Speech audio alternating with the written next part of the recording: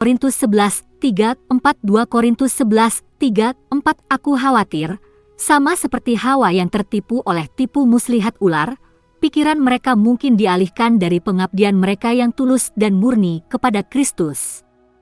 Kami berkhotbah, atau jika Anda menerima roh yang berbeda dari yang Anda terima, atau Injil yang berbeda dari yang Anda terima, Anda menerimanya dengan mudah.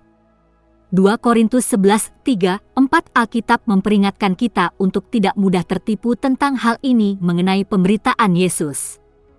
Paulus memperingatkan jemaat Korintus, komentar, bagaimana Alkitab mengkhotbahkan Injil. Hal ini berguna baik bagi mereka yang ingin mendengar Injil seperti yang dikhotbahkan di dalam Alkitab, dan bagi kita orang Kristen yang melihat ke dalam Alkitab untuk menemukan cara yang tepat untuk memberitakannya.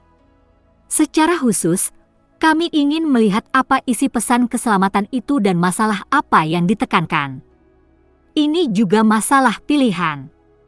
Injil disampaikan terlepas dari pilihan atau keputusan.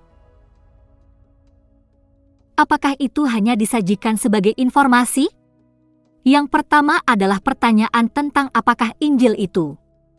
Jika Anda membuka Alkitab, Anda akan melihat bahwa ada 4 buku yang disebut Injil-Injil, tentu saja, yang berarti kabar baik dalam bahasa Yunani. Isinya terutama pelayanan, ajaran, kematian dan kebangkitan Tuhan kita Yesus Kristus.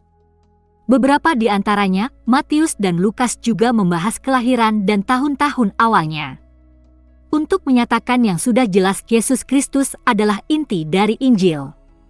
Tetapi mengingat kedangkalan cara Injil sering disajikan, mari kita perjelas bahwa apa yang disajikan bukan hanya nama Yesus Kristus, tetapi juga kehidupannya, keberadaannya sebagai anak Allah, pelayanannya, pengajarannya, mukjizat, kematian dan kebangkitan. Bahkan Muslim mengaku percaya pada Yesus. Sifat dan gagasan apa tentang Yesus yang harus kita terima agar dikatakan percaya kepada Yesus? Yah, tentu saja kami menemukan bahwa agar kepercayaan menjadi sah, itu melampaui ranah gagasan. Karena Yesus berkata, bukan setiap orang yang berkata kepadaku, Tuhan, Tuhan, akan masuk kerajaan surga, melainkan hanya dia yang melakukan kehendak Bapa-Ku yang di surga. Matius pukul 7:21 Baiklah, iman yang menyelamatkan adalah iman yang berorientasi pada penerapan. Kami mengerti itu. Tetapi objek iman bukanlah penerapannya. Jadi mari kita beralih ke objek iman, Yesus Kristus. Atribut dan gagasan khusus apa tentang Yesus Kristus yang menjadi objek iman Kristen?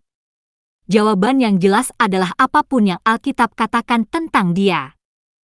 Karena jika kita mengatakan bahwa kita percaya apa yang dikatakan Alkitab tentang Dia di sini, tetapi bukan apa yang dikatakan di sana, kita tidak benar-benar mempercayainya.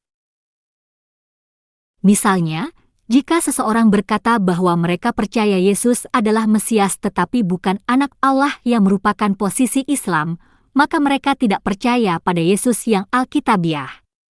Begitu juga bagi mereka yang mengaku percaya bahwa Dia adalah Tuhan tetapi tidak setuju dengan beberapa ajarannya. Jadi untuk mengatakan Anda percaya pada Yesus yang Alkitabiah berarti setuju dengan semua yang dikatakan Alkitab tentang Dia, siapa Dia, instruksinya, janjinya, mukjizatnya, kematiannya dan kebangkitannya. Sekarang, ada orang yang mengaku percaya kepada Yesus tetapi menolak apa yang dikatakan para rasulnya, atau seperti Muslim, mereka yang mengklaim bahwa para rasulnya salah menggambarkan Yesus. Yesus sendiri berkata, sesungguhnya aku berkata kepadamu, siapapun yang menerima siapa yang saya utus, menerima saya, dan siapapun yang menerima saya, menerima orang yang mengutus saya. Yohanes pukul 13:20 Jika seseorang menolak apa yang dikatakan para rasul, Yesus sendiri berkata bahwa orang-orang seperti itu seperti Muslim juga menolaknya. Demikian pula Yohanes yang terkasih berkata, kita berasal dari Allah, dan Dia yang mengenal Allah mendengarkan kita, tetapi dia yang bukan berasal dari Allah tidak mendengarkan kita. 1 Yohanes 4:6 Tetapi sehubungan dengan isi Injil, kita melihat, misalnya, ajaran Alkitab bahwa menerima Kristus apa adanya, kepribadiannya, penting untuk keselamatan.